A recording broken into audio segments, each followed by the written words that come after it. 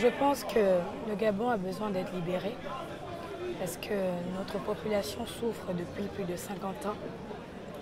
Nos parents sont nés dans le régime Bongo, nos grands-parents sont nés dans le régime Bongo et nous aussi, nous sommes nés dans le régime Bongo. C'est étonnant parce que le Gabon s'arrête à son 3e président en 50 ans. Aujourd'hui, la population gabonaise est en train de mourir présentement. Les Gabonais se font tirer, mais les chaînes à l'échelle internationale nous montrent qu'il n'y a que 2 morts. Alors que nous avons des familles qui se trouvent au Gabon, qui nous envoient des photos, des vidéos, qui nous montrent comment on tue les Gabonais. Je pense que l'Afrique peut aller de l'avant. Si au niveau de l'Occident et au niveau de l'Amérique, ils nous permettent éventuellement d'être libres. On dit que la liberté d'un être humain s'arrête où celle d'un autre commence. Mais ces chaînes, nous voulons les briser réellement. Nous pensons que l'Afrique est le socle du monde. L'Afrique a toutes les richesses.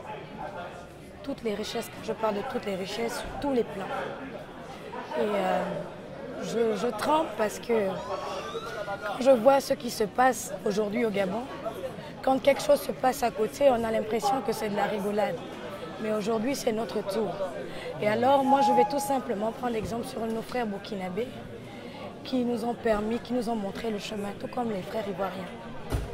L'Afrique reste le socle du monde et en restant unis, j'appelle tous les Africains, j'appelle le comité international, d'accord? La commission internationale de nous aider parce que vous vous plaignez aujourd'hui que nous sommes là, mais sachez qu'on n'est jamais bien que chez soi.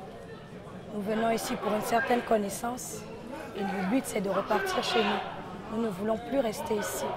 Notre but n'est pas de venir emmerder ou immigrer, non.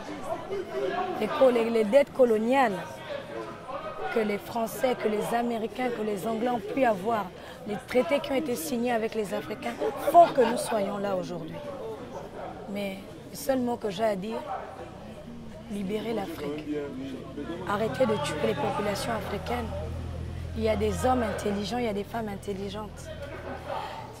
Le musée de l'Afrique, si vous regardez bien, c'est un Noir qui a construit le moteur du réfrigérateur, par exemple.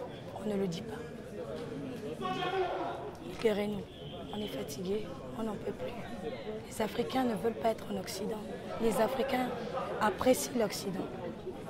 L'Occident a été construit sur une scène scénique par la traite des Noirs, de l'esclavage humain.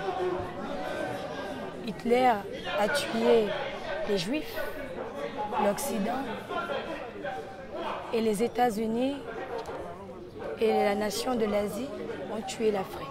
Nous ne voulons plus de ça. Nous voulons rentrer chez nous, libérer-nous. Nous avons besoin d'être libérés. Je vais m'arrêter sur ça. Et sur quelle note d'espoir tu pourrais finir? L'Union africaine. Soyons unis les Africains. Les Africains doivent être unis.